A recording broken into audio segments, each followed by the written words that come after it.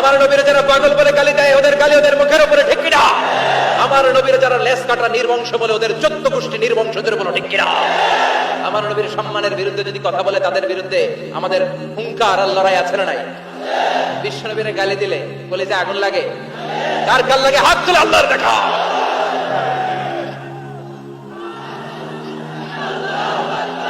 এজন্য আমার নবীরা যারা গালি দেয় এগুলো পিতৃ পরিচয়হীন জারদ সন্তান।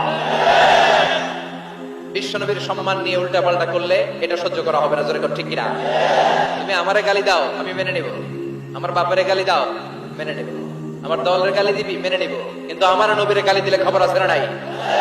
আমার নবীর দিকে, আমার নবীর সম্মানের দিকে বা হাত তুললে ওই বা হাত কেমন করে ভেঙে দিতে হয় সেটাও আমাদের জানা আছে। জোরে কর ঠিক কিনা? বিশ্ব নবীর সম্মান ইটস অ্যান আনপ্যারালাল ইস্যু। এই ইস্যুতে হেফাজত নাই, এই ইস্যুতে জামাত নাই, এই ইস্যুতে চরমনাই নাই, এই ইস্যুতে সরষি